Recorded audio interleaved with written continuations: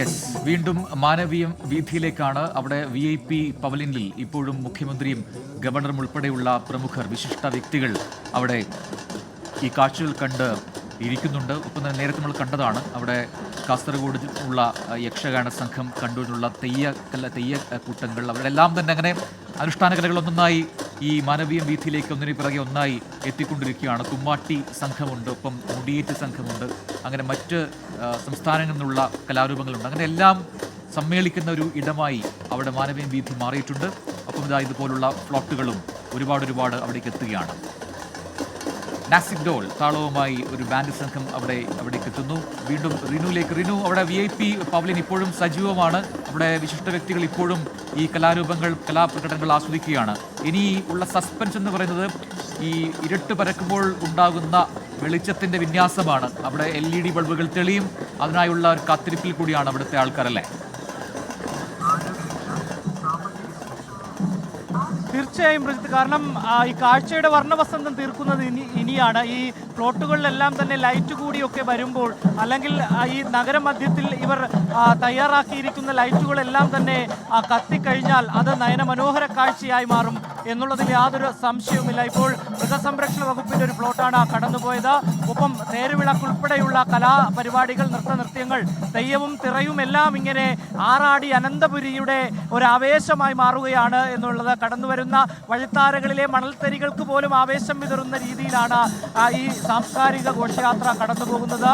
VIP pavilion ഇപ്പോഴും സജീവമാണ്. മുഖ്യമന്ത്രിയും ഗവർണറും, അതുപോലെ തന്നെ മുഹമ്മദ് റിയാസ് മന്ത്രി, അതുപോലെ തന്നെ ശിവൻകുട്ടി, കടന്നപ്പള്ളി രാമചന്ദ്രൻ, GR അനിൽ ഉൾപ്പെടെയുള്ള മന്ത്രിമാർ, മേയർ ആര്യ രാജേന്ദ്രൻ, ജില്ലാ കളക്ടർ ഉൾപ്പെടെയുള്ളവർ സജീവമായി തന്നെ ഈ പവലിയനിൽ ഉണ്ട് എന്നുള്ളതാണ് ഏറ്റവും പ്രധാനം. വിവിധ രാജ്യങ്ങളിൽ നിന്നുള്ള പ്രതിനിധികൾ ഉൾപ്പെടെ ഈ സാംസ്കാരിക ഘോഷയാത്ര കാണാൻ വേണ്ടി ഈ തലസ്ഥാന നഗരിയിൽ എത്തിയിട്ടുണ്ട് എന്നുള്ളതാണ്. ഈ സാംസ്കാരിക ഘോഷയാത്രയ്ക്ക് ഒരു വർണ്ണാഭമായ ഒരു തിരശ്ശീല വീഴുന്നു എന്ന് തന്നെ നമുക്ക് പറയേണ്ടി വരും. ഫ്ലോട്ടുകളൊക്കെ തന്നെ ഏകദേശം ഈ പവലിയനിൽ നിന്ന് കടന്നുപോയിരിക്കുന്നു. ഇനി ചെണ്ടമേളങ്ങളും അതുപോലെ തന്നെ മറ്റ് നയനമനോഹരമായിട്ടുള്ള കാഴ്ചകളും ഒക്കെ തന്നെയാണ് ഇവിടേക്ക് എത്തുന്നത് എന്നുള്ളതാണ്.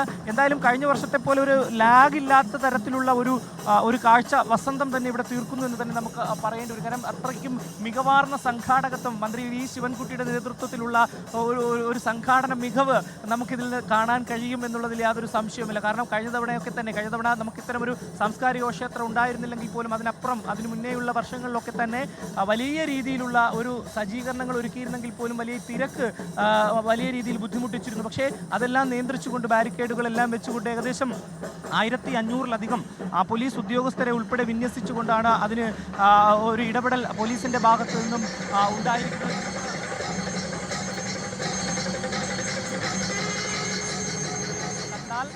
യഥാർത്ഥ അല്ലെങ്കിൽ യാഥാർത്ഥ്യം തുളുമ്പുന്ന ഒരു ആനയാണെന്ന് നമുക്ക് തോന്നും. പക്ഷേ അത് കൃത്രിമമായി നിർമ്മിച്ച ഒരു ആനയാണ്.